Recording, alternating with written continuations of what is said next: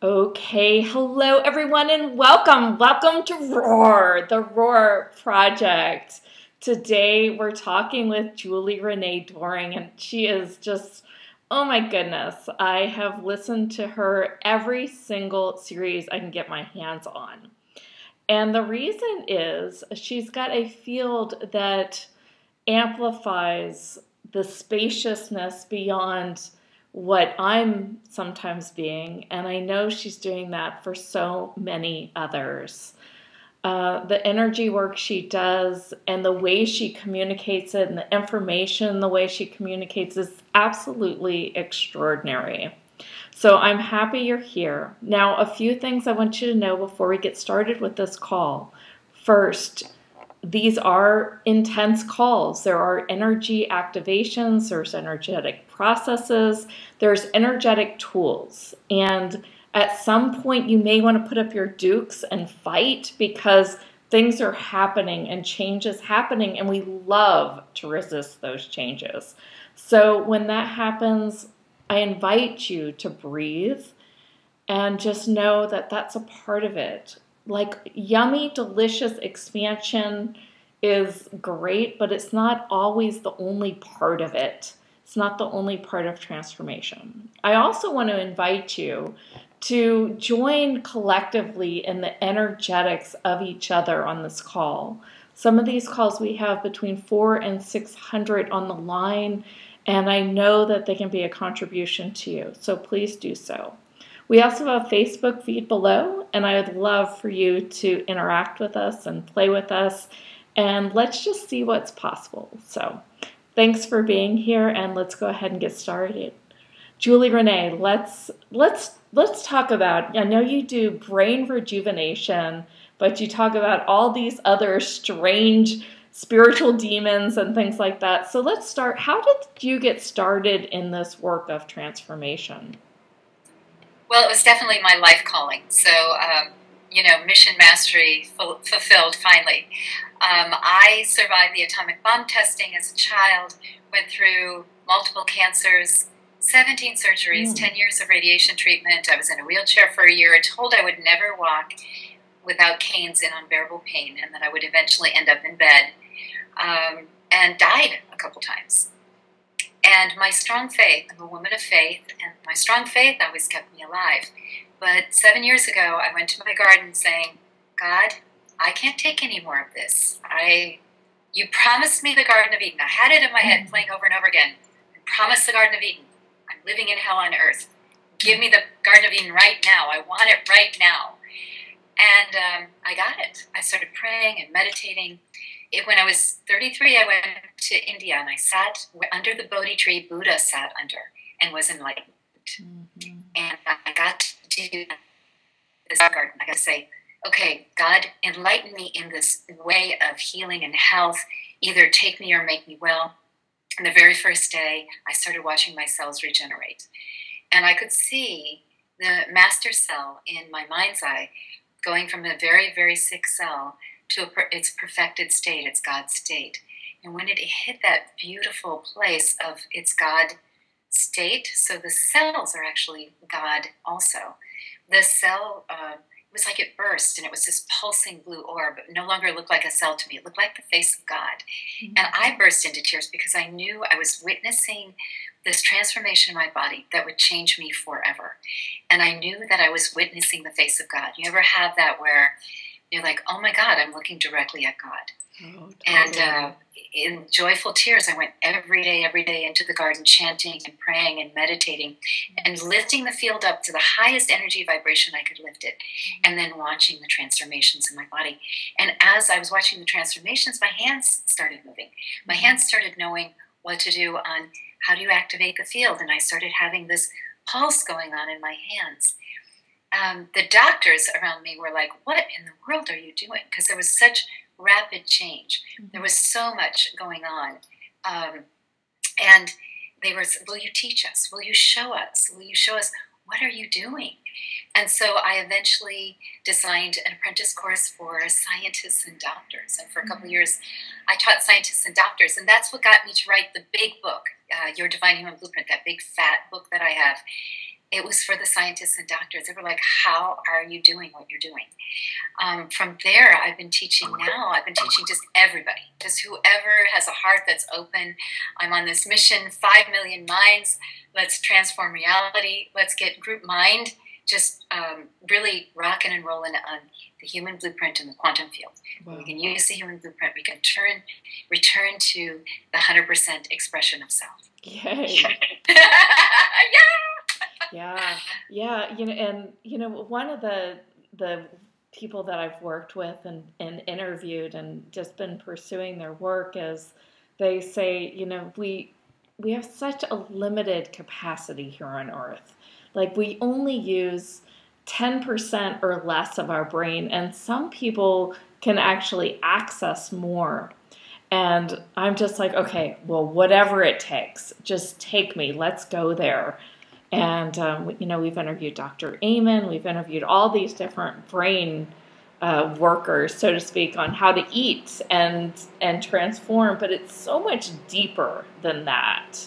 So, where do we start with your approach to rejuvenating the brain, and not just from the brain in the body, but the brain really is way more than the body. And I think that a lot of people don't see it that way. Maybe they do on this call, though. I'll bet they do. Yeah. You got a lot of amazing people. I can feel the energy. It's so beautiful. I just want to acknowledge all of you sweetie pies out there that are healers. Amazing. Nice to meet all of you. Well, when I do brain regeneration, it's very, very different than the beautiful work that Dr. Amen does and the other brain experts, because they're working on nutrition typically. Sometimes they're working with brain plasticity, which is great. And those are wonderful things to do along with what we do. Right. And what we do first, in the very first hour, we spend a whole lot of time clearing soul contracts of others affecting you negatively, demonic curses. Then we go into the field of perception, which is group mind virus, black magic, curses from others, traumatic episodes from past life. Then we jump into the emotional body, we clear that, and the DNA. So when we've cleaned house, then we clean the spirit stuff. So we clear entities, evil spirits, then we go up to demons, transmortals, aliens, and implants. Get that cleaned out. Right. And we clean out the dark energy. The body has dark energy. So we look at it as kind of like satanic energy, that just being in this realm and, what's been going on for eons is that the body has been dark. So we lighten up the cells. Then we do a process called cellular neogenesis, and that is the regeneration of the perfected master cells. The master cell is the cell that was with you 7 days after your mom and dad conceived you. And that's the cell that has all the directions on how to make that part of the body. So we use the quantum field and the human blueprint. The human blueprint has the perfected cell in it. We bring the perfected cell into physical reality. It takes a little bit of time, but we bring it back. And so it overlays and becomes the cell that was at a much reduced rate. So that means that the nucleus, the absorption organelle, the elimination organelle, the DNA is repaired. Everything about that cell, inside and out, is now at 100%. It's at its God state. In the mitochondria, fuel generator, it looks like a little caterpillar crawling on the inside of the membrane. That's where the program for regeneration is. Push on the program for regeneration, the caterpillar laughs, and voila! We get a cascade of new cell growth. The cells grow back from anywhere from 130 to 190 days. And we see absolute miracles, and especially with traumatic brain injury.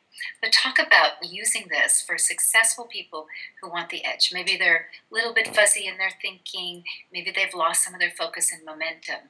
And talk about fine-tuning and being your excellent self. Right. This is what this does. Yeah. And the other thing I notice, and people say this to me all the time, oh my God, I feel so relaxed, things are easier, my memory is much, but there's this emotional generosity that seems to just flow from people. So they say life continues to happen. I just have this incredible expansiveness and nothing seems to rattle me. Right. So that's what happens when no spiritual parasites, no negative soul contracts, no dark energy. and the brain is at its best. I love that. Yeah, and I do want to take them through some of the clearings and some of the activations. And this series is really about how to stop hiding, how to play full out in life, live full out. In my work, I call it the turn on. And I'm like, well, maybe that pain that you're feeling is an orgasm waiting to happen, because it is that kind of, intense moments. So when we say hiding, it almost seems, and this kind of word was incredible to me. When I surveyed my list, 81% of people thought that they, felt like they were hiding and they're seeking change. And that just was phenomenal. I couldn't believe that many people identified hiding. So where do we start in transforming this world to not hide and to move into this flow, to this orgasm, to this roar? Honestly, I think it starts with clearing the things that made us hide to begin with. So it might be trauma from past lives. That's one of the things I would definitely clear. Mm-hmm. It's both about being safe. I am a perfect example of that. I didn't speak till I was 5. Mm-hmm. I think had I been born now, they would have diagnosed me autistic. 7 of my nieces and nephews have some version of a diagnosis of autism. Mm-hmm. And if you don't speak, you're not really interacting with people, obviously, So what I had to do to transform to be as visible as I am is I had to clear my willingness to be seen, my willingness to be heard, my willingness to be famous, my willingness to be a celebrity. All of that was kind of like, oh, I don't know if I want that. Right. And part of it is when you really align with your mission, mm-hmm. and you're like, I know that my mission is a global movement, and I need to roar. I need to go, here it is. I want you to have it. I'm gifting it to you. God bless you. Use it and live long and prosper. Live long and prosper. Yeah, nanu. Well, that one was Spock, and then I think that's, Mork. Yeah. So what I'm thinking about is soul contracts affecting you negatively, curses, the emotional body, and the DNA. Because women are told in their DNA, do not, express yourself fully. Right. It's not from our lineages. It's just like embedded in there. It's in the cellular body. So if the cellular body is telling you to stop, you can't move forward. Right. I had to really clear that for myself. I think about, Midwestern girl who really was raised in extreme traditional German Lutheran family, but very kind of, my father said, you are not getting an education. He said you're too stubborn. He meant too stubborn, too smart. You know too much. Mm-hmm. We're not going to educate you because no man is going to put up with you. And wasn't going to be educated in finance because a man is going to take care of that. You don't need to know that. Don't fill your head with those kind of things. And, on some level, even the women in younger generations have this information because it was the way that we survived. It was the way that women survived. We survived by playing small. And we're in a whole new era, and we can play big now. Yeah. Yeah, I came back to play big. Yay! So can we do some of that work here on the call? Can we clear out some of those contracts, some of that stuff within our DNA, and really make a difference for the people that are on the line? Sure, I'm going to just do an activation for that. Okay. And so what we're moving out is the soul contracts, the demonic curses, the group mind, the trauma from past lives, the emotions, and the DNA. So we'll probably do like a 5-minute activation on that. Okay. Mm-hmm. And then, you know what? It's so cool because I don't know is this one that can be a replay? Because listen, it works whether you're watching a replay or you're watching it live. It works for everybody all the time because it's quantum. Yeah. So you just get into that field and there you are. It's working. Wow. And it's funny because my hands won't stop. I'm like, okay, I'm just going to sit on my hands so I don't Oh, no, do it with me. Everybody join in. So quantum pump looks like this. That's the quantum pump. That's what that looks like. Yeah, good girl, you got it. Yeah. Okay, and then you can go perceive faster. That. You can go faster. Yeah. And then just don't echo me, because I can do like 1 million people at a time. So I do something a little bit different because I'm a person who's doing the whole group.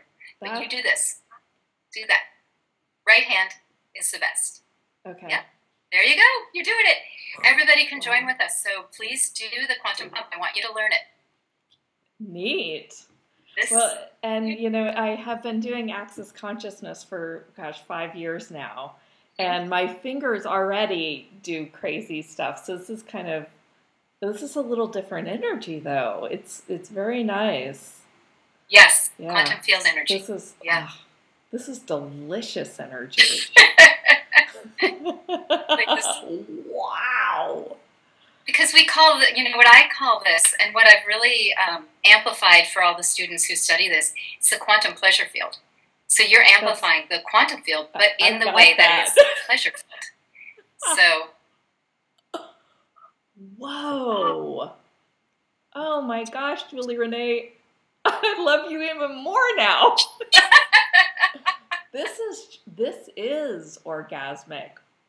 Holy smoke. Wow. Yeah. Well, see, it's kind of interesting because I'd only listened to audios, and I don't think I had perceived this in this way. Yeah. Wow. Cool. Yeah. So now I don't know if we need to identify what this is clearing out. It's clearly clearing, but should we? Yeah, I think just because there are so many listeners, we don't actually look at the numbers. I used to, like, the first few calls I did, and then I'm like, 300 billion, and it's like, we don't even need to identify it. We just clear it. And we get to a point where it reads 0. So. Okay. So how long does this usually run? Well, it's different for the amount of people, so let's see. I get that we would go completely to the end for the whole group that will be listening in about 8 minutes. So if we kept our hand pumping for 8 minutes, we would get all the way through the DNA. Wow. Yeah. This is just like energy candy for me. Oh yeah. Yeah. And I guess that as you get more attuned to this energy, it's not as much candy. It's more just a way of living. I found that with other people. Yeah. I don't know. I think it's always going to be candy. It's the pleasure field. I mean, it's the biggest, best thing that it's part of our human blueprint. We had perception, essence, matter, energy, realms. The realms are the realm of Genesis, the realm of embodiment, the realm of quantum, and the realm of amplification. And we're using quantum and we're using amplification right now. So we're using the fields that were built for us to use to support our body in staying at 100%. Cool. Yeah. Yeah. Very cool. The other thing, when you're talking about pleasure, I want to just comment that, folks, you can use this pump to activate the pleasure center in each cell. You can also adjust your neurotransmitters. So if you're having kind of a down period, or maybe you're in a low part of your cycle and you're not producing enough, serotonin or dopamine or something, or you could use a little bit of stimulation with the opiates, you just don't have enough joy, you can do this pump and raise the levels of chemistry. Right. I could perceive that. And another thing that we use in my work is the Oxytocin Breath. Do you integrate prana or breath work with any of this? Sure. Yeah. Yeah, you can. It's what comes up and flows. Cool. Yeah. No. Totally. Breath work is wonderful. We do it when we do. Sometimes when I'm teaching mudras, we'll do breath work with the mudras. Yeah. But yeah, it all works. It all works together. Great. One of the questions that I kind of had on the radar before we even got on this call was I need to ask her this, and that was, a lot of the people I work with from hiding to kind of coming out, but really being their full expression, is they really find that they use demons. It's almost like an addiction to demons or an addiction to entities, so that they don't actually have to, not that they would take control. I mean, consciousness kind of moves through us always, but it's almost like they want to hide to not take control. And I wanted to talk with you a minute about that. How does that work in your work? You know, that's such a good question. I love that you're asking it in that way, and I'll frame it in a different way, but it's the answer to the question. Yeah. One of the things that I see is that people will have their story, and they live their story rather than living their word. Like, who am I? I am going to show up. Instead, they live their story like, you know, this is always playing out, like the drama is always playing out, like the demons or the soul contracts or whatever, and they live into the story rather than into their authority. So I had a fellow on the phone yesterday, and he has had a hard life, but he misbehaved and was, it's a terrible story. He got something wrong with his brain, and they started like degenerating in a big way, and became a predator, abusive person. He was a medical doctor, and he lost his practice and went to jail. Now, he told me the whole story about how his brain broke down and nobody gave him a break, that he did these bad things, but he should have been let off because he had this. And I think, well, you know, the way that you heal that illness is to take full responsibility. I screwed up. I wasn't in control, but I screwed up, and I can change something. Because when you don't say, I screwed up, I made a mistake, you can't move to the next level. And even if you think that, oh, it was the demons that are around me, you know, making me do things. No. Yes, it could be. But you have to say, because I own my body. I own my actions. I own my behaviors. I own my follow through. No one else gets to own it. So if I give credit to the demons and I say, well, they're making me do it, or I don't have any control on this, or I'm addicted to this, that means that I am telling myself I am powerless. And the thing is, we have to step into our power. And one of the things I tell people is, this is not me. Repeat that 5 minutes. This is not me. You're going down the wrong direction. This is not me. I'm loving all the time. This is not me. I'm powerful and all the time. Or I'm powerful beyond measure. This is not me. I'm powerful beyond measure. I own my body every minute of every day. So those 3 affirmations could be incredible transformers. Even if you didn't know much about the quantum pump, you could pump away at the demons and such, but just by saying this is not me, you're going to transform your space. When I had fibromyalgia severely, I've cured myself from it. But I would get onsets of pain that would make me pass out, and I'd be carried into the hospital. My friends would pick me up and take me to the hospital. And they'd pump me up with morphine, and they'd keep me for 12 hours wrapped in hot blankets loaded with morphine. What I discovered is I had more power than I thought over the pain. The pain wasn't all from my body and my nerves. Some of the pain was from the demons in my space. When I said, this is not me for 5 minutes, instead of the pain shooting up to 10, it would hover at 3 or 4. You know, like it wouldn't go up to 10 because I refused to accept that higher number. I refused to participate with it. This is not me. I don't identify with that. My body feels great and is healing. Nowadays, I don't have pain. So, I mean, obviously, if I burn my finger or cut myself, I have pain. Sure. But I don't walk around with fibromyalgia. Right. So do you think that a lot of that, or a lot of those ailments are from, like, demons or entities or other energies? Well, they're certainly stimulated by them. I don't know. Origins can be a variety of different things. It can be kind of complex. I see people having problems from past lives that surface, and then it's some next version of it in this life. Toxins have a lot to do with things.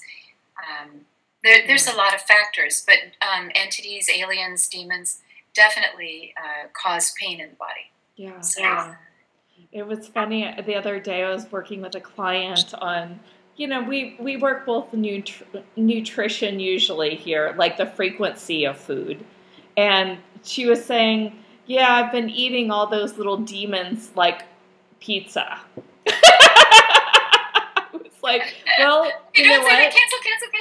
Yeah, well, exactly. But in some way, I can see how she would perceive that, because when you eat bread, oftentimes you do get brain fog and you do start to get inflammation, and it does feel like you're not really truly being you.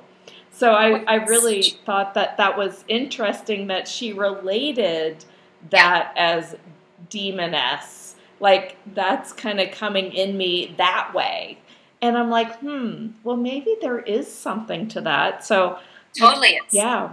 Totally is. What I suggest with I'm doing a weight loss program, is are you actually feeding aliens or demons when you choose something? So you can muscle test. Am I feeding the demons? Am I feeding the aliens? Right. You can muscle test. And is the choice for my pure 100% healthy body, or am I feeding something? Because it'll be somebody stimulating something in you, and it isn't you. You're absolutely right. It isn't you. And then you can make a choice. Well, I'm going to feed the aliens today, or I choose to have a glass of water and some carrots. You know, I mean, like, you can just, look at that. Do you want to feed the aliens? Because you're encouraging them to stay if you want to feed them. Wow, that's an interesting one. And another one is, like, what are you really hungry for? Like, we eat so much to fulfill. Yeah. One of the people we're talking with is Cynthia Pasquella, and that actually is her topic. What are we hungry for? Because we feel so unfulfilled in this life that instead of going to seek fulfillment and asking the question to understand what would bring more fulfillment, we're going out and we're partying and we're eating and we're over drinking and we're overeating and, we're doing those kind of things because that's kind of stimulating us. So I guess the next question, let's talk about playing full out. Let's talk about this. What is that to you? Playing full out is really, I have 100% concept of how life works. And that is not a perfect picture. That is going for the very best every minute of every day. And you can reboot. Your very best may be a little different on one day or another, but you're really practicing habitual excellence. You're staying in gratitude. You're making a decision. So you're deciding on something. Then you're committing to it. So you're bringing your passion, your heart, your energy into it. You're following through. So you decide, you commit, you're taking action in the world. You're actually doing what you need to do to make you can't just sit around and say, oh, I see this coming. You can do that, but you actually have to take the actions, do the outer actions, and then really owning your success.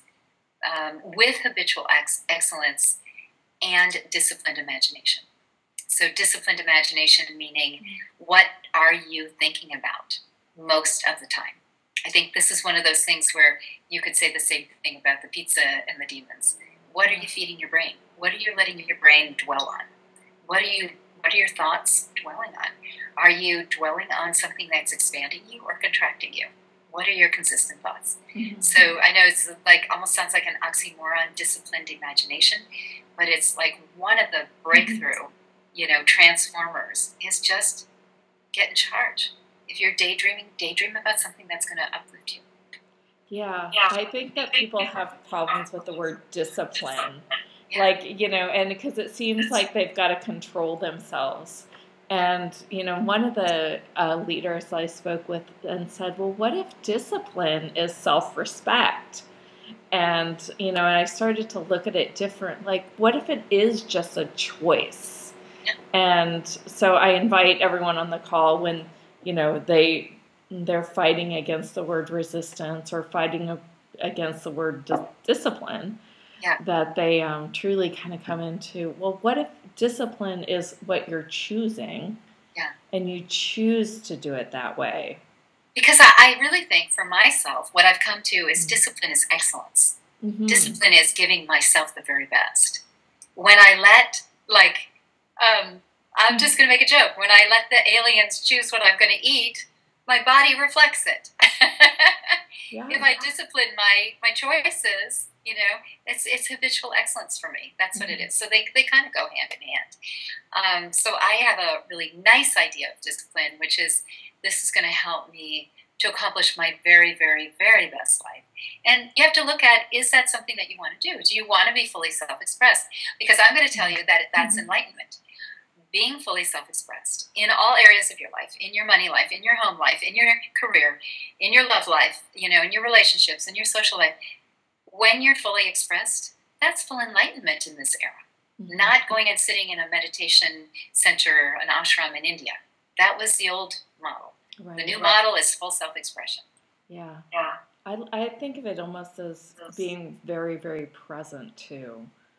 For me, that's what I found is there's this presence that, it evolved over time, but there's this presence that kind of comes in and you just are like, I'm here, and yeah, I might have my faults and my warts and all, but I'm here, and there's a presence to that in every single area of life. And that's what's really super expansive for me.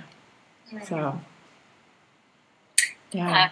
I could see that, like if you're that presence of love and that presence of ease, when you don't have the spiritual parasites and the soul contracts weighing against you, when you can be your authentic self. I even see that in this era, we will begin to integrate the high self into the body. So the high self won't be way above us, it will come into the body. That our expression of self can be aligned with that. Yeah. It's very difficult to align with that when we have a lot of dark energies and we're allowing other things to live in our body. But when we make that choice, that expression that you're saying, I think your divine self begins to express out of the body, which is beautiful. Yeah, that's great. So I know we have a lot of people that are on these calls because they're healing, like whether it's emotional stuff or they're, healing cancer or fighting cancer. I love that word, or, chronic disease. And I know that you have a lot of experience with that. So let's talk. I would love for us to do some clearings for some of those people that have some of those things that they think they're stuck with, for one. Like, I have to battle it. I have to fight it. If I want to live, I have to fight it. I would love to kind of hear your perspective on that. And where do we go with that? Well, the fight word, I think that one of the things I want to encourage you to do is understand that you have to take action.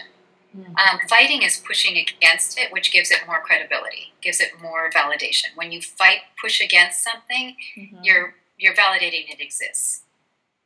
When you take action, you're not pushing against it. So it's a different sensation. We're not fighting it. You might be erasing it. You might be disappearing it. And I would much prefer you think in those terms. Is like, that's something that was passing through to give me some information. I no longer need that information. I can disappear it. I can erase it. I can release it. So I would much prefer that kind of concept. If you wanted to use the quantum pump to, say, start working on erasing a tumor, I would do a two-fisted pump. And it looks like this. So, you start with the right hand because that's the chopping hand, but it doesn't matter. Just get your hands going. And you're going to just chop away. And at the same time, you can either assert or imagine that the tumor is shrinking and disappearing. Oh. Yeah. Well, this is a really nice way to use the quantum pump. I would say the other thing to understand is that these illnesses are often stimulated from the DNA. So we have cancer DNA in our genetic line. So I've removed the cancer DNA from my own cells. There's a DNA strand in every cell of your body. So you remove the cancer DNA from the stem cells, and the new cells that are growing back don't have that cancer DNA information. We actually had a medical test done. I did it for a woman who had the cancer gene. She had the DNA test. Her mom, her aunt, her grandma died of breast cancer. She came to me. I removed the cancer gene. She went back to the doctor. There is no cancer gene in her body. It's, to them, the doctors, it's some kind of miracle. To us, no, it makes sense. It's a DNA obliteration process. There's just a a procedure that you follow, and you remove it from all of your DNA. It's gone permanently. Medical document. Yeah. Yeah. Wow, that's incredible. Yeah. Gosh, and then as you were saying that, the next thing that came up is, what about the spiritual? I guess we're all spiritual and conscious, but what about the people that are really attached to God and, it's not my choice, God chooses for me? Well, that can be a mindset. Honestly, I think prayer is wonderful. And if it's, do you own your life, or are you willing to watch it? Because if you're saying God chooses for me, God didn't ever want you to be a bystander. He or she wanted you to jump on board and be present, to really have the experience of full embodiment. But you can't have it if you're a bystander. If you stand back and kind of watch, you can watch it go by, and you can watch things. Honestly, how I got better was by owning it and saying, God, help me. God, help me. Mm-hmm. God, show me what I did, what I missed. When I died the first time, I saw my life flash before me. I was 24 years old. I was laying crumpled up on the floor alone in my house. And I said, God, I saw the whole life. I saw everything flash before me. I saw everything going away. I was 96 pounds. I had cancer. And everything was disappearing. And I said, I'm not ready to go. Please help me survive. I want to see my children grow up. I want to see them get married. And I know I'm here for some reason. Whether I thought it might be that I would be a big leader in the church at the time. I was 24. That's a while back. Wow. And but I asked to survive. I didn't put in the formula, God, show me how to be 100%. I wanted to survive, and I had the reasons for it, and I survived. When I looked back 7 years ago in the garden saying, no, I want the Garden of Eden.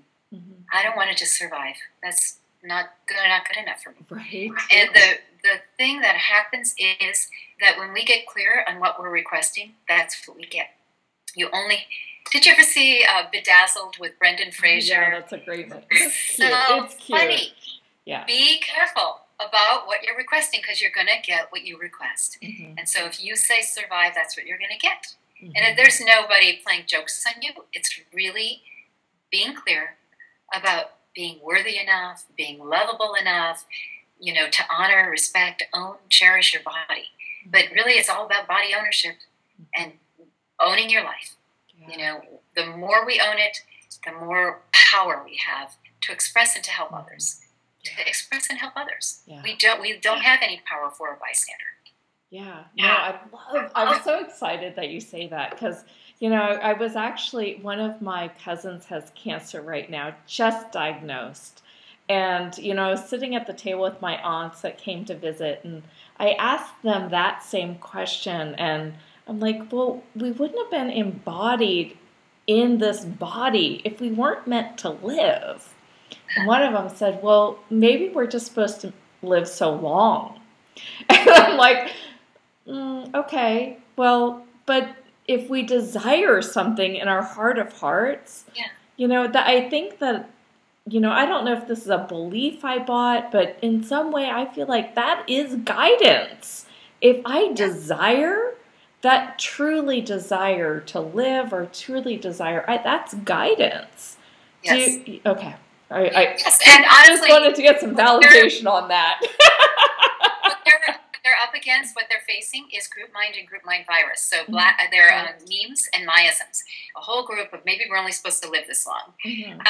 One of my younger clients, very sweet, she's in her 30s, and she's had a baby, and I was telling her about the female power brain and about how to step into the power. And so far we've got like a Tony Robbins, and we've got all these, we got a Jack Canfield, we got a Deepak Chopra, we got all these powerhouses, Jeff Hoffman, CEO Priceline. I know all these people, and I think about, they live in their power brain. We don't live in our power brain. Well, I'm saying, here's the way to get in your female power brain. Here's how to step up into that game. And she said, well, I don't think women are supposed to live that way. And I kind of laughed, because it's the old model. But she, she's Asian, and it's like in her cells, it's like, no, you're, you're down, you're submissive. And I'm like, no. In this era, we're in the age of androgyny. Women are supposed to use their power brains. So we need a light which is coming out. I've gotten the book written. So the female power brain shows us how to step into that power. We're meant to live in our power. We're meant to live in our light. We're meant to fully express. Yeah. We are safe. We can be safe. Mm-hmm. And I think that's the biggest issue for women is they don't feel safe if they look at power. And the one thing about power and body ownership is it has nothing to do with domination or control over anyone else. And that's what we've always associated with male power. But female power is really juicy. It's motivated by love, by pleasure, by contribution. And that power is every bit as powerful, more powerful than domination and control. Because that's pure power. That's pure accelerated power. Yeah. Well, in my work we use potency because there's been so many times that you've overpowered. And I think that a lot of us come into these lives and we've lived lives as men in past lives. We've been the warrior. We, in some way, I think us women that are in this warrior power now, we know we were the warrior. And we're a little bit afraid of it because we killed off a lot of people. Yeah. So what do we do? How do we clear when we're, kind of feeling as if, well, I can't overpower again, or I'm going to kill off everyone I love? Yeah, I would clear the past life programs that so quantum pump, clearing the past life programs that are dominating you. Do you want this as a healing on the call? It might help some of the people. Let's have that. Yeah, why don't we do that? So it would be soul contracts, demonic curses, black magic, so things that we tell ourselves in this life. Past life is where it's really coming up.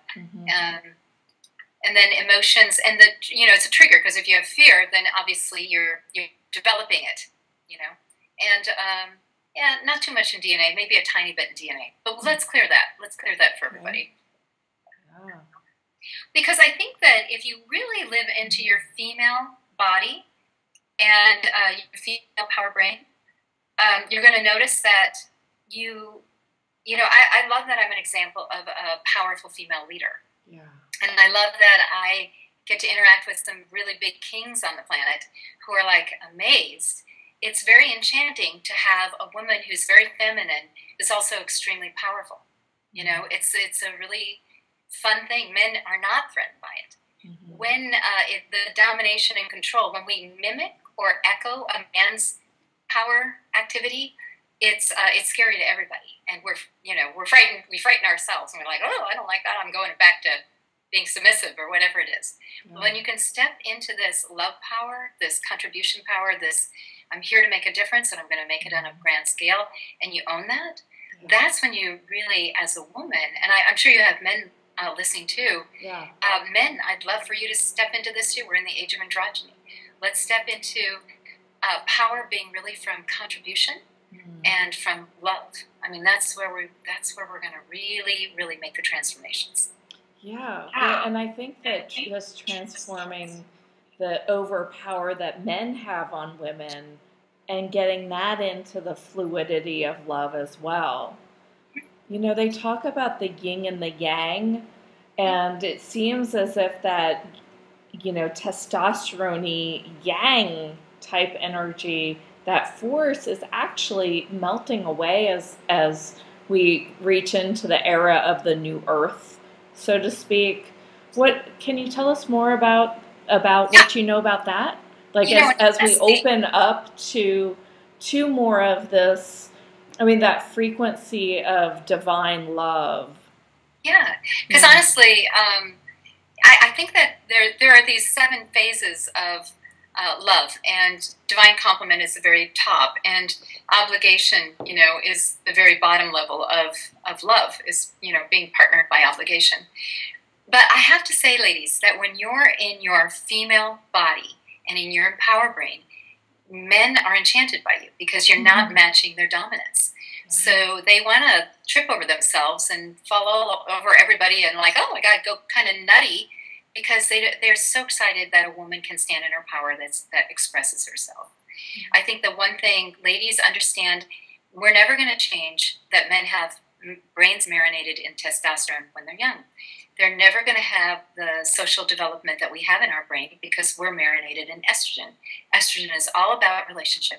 Testosterone has this amazing quality, and if you get it, men want to protect, they want to provide, they want to make your life wonderful, and they don't want to do it with long therapeutic conversations. They want to actually take action. A man's brain is an action brain. So when you can honor that, oh, they have testosterone. I mean, I love being around a man who has testosterone. I want to be dominated, but I love the provide, protect, that they want to be my hero. And you can play up the appreciation of everything that they do that's heroic, or that makes your life better, or provides something for you, or protects you in some way. And so then we don't turn them into, androgynous beings, but we get to really be yin and yang in the very best expression of self. And, men love to cherish us. They do. They cherish us. They want to be respected. And so when you bring respect to the table for them, they cherish you. So it's something about not competing with the male energy gets you the most power in your relationship. You totally are in charge of the relationship if you get these secrets, which aren't secrets. Yeah. Wow. That's I have so much going through I think that it's like, say me. So and for the sake of time, I don't want to say too much. I guess the next thing I want to ask before, we wrap up and share about this awesome special offer that you put together. I'm so excited about that. So for the people that don't understand this multidimensional energy, how do you explain that to them that they can really receive it? And maybe receive is not necessarily as much of a word as the perception of it. Well, it's so well accepted that there are two forms of physics. There's the relativity and there's the quantum. There's just two options right now, and they've been around forever. The quantum field is we are all existing together. The field exists with particles that are vibrating. And so if you think about a spiritual concept of that would be like we're all one, that we're all connected. So there's all these molecules vibrating. And that if you look at that, it will make sense, the no time, no space, that things can transform rapidly because we're all part of something. We're all part of a quantum field. So if you've felt the quantum field, really this pleasure field that we activated, wonderful. If you didn't, that's all right too. It was there for you. I think the thing is, understand that it is part of your makeup. It's part of your design to be part of the quantum field. It's meant to make you younger, make you healthier, make you more money, bring in more love. In that, it's a field that can clear anything. It can stimulate cell growth. It's a field of amplification that you can amplify things with. So it's right next to the field of amplification. So if you want to grow a whole bunch of new cells, you correct the cell with the quantum field and the blueprint, and then you start a cascade of new cell growth with the field of amplification. It's for you. It's part of the blueprint. It's how you were designed. It's how you were designed to feel great in your body every minute of every day. Yeah. I think... I'm sorry, I'm not going back.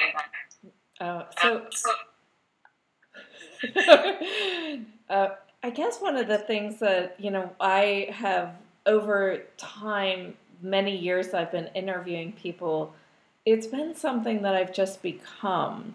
But if you would have told me this 5 years ago, I think I would have gone, you're just moving your hand, lady. This is crazy.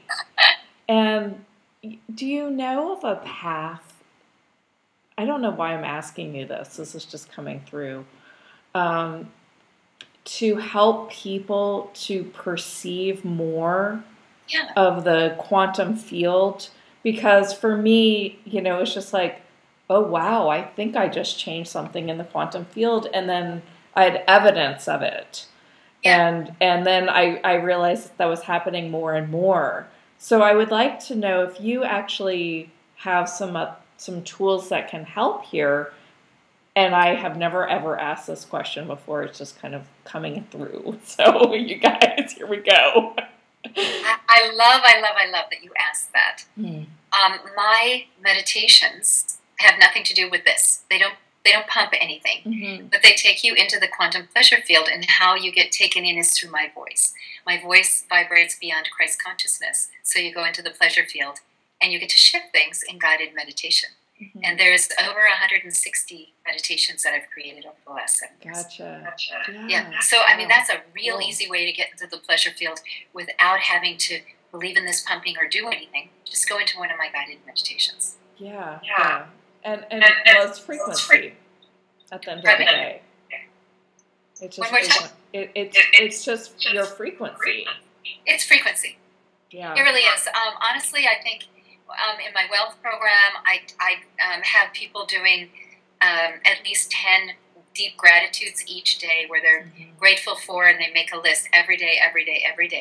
And all of a sudden, they start really falling in love with their life, and things start amplifying much faster. Now they're doing a guided meditation and teach them how to pull things in, but the outer action of acknowledging, I'm so appreciative of you and the work that you do in the world.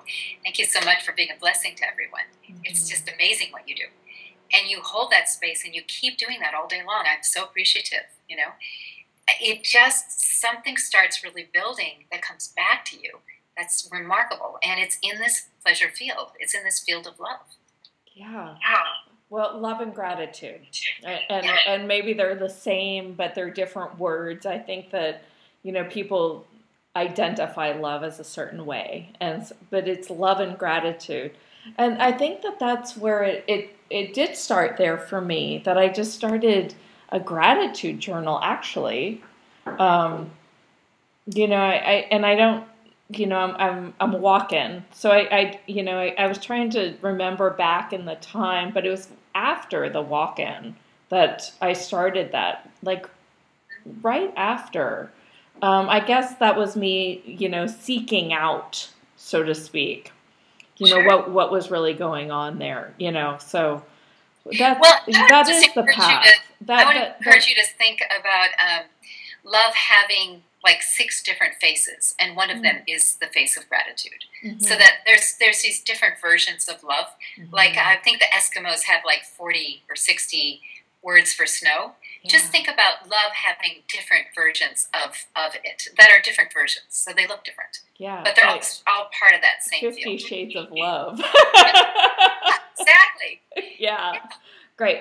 Well, I know we're getting close to time, so I wanted to ask you, tell us about your special offer, because I know you've gone far and above the call here. So I would love for you to tell us, what's in the special offer and how can we delight in it? Because you're absolutely spectacular. Thank you. Incredible. This book has got all my notes in it.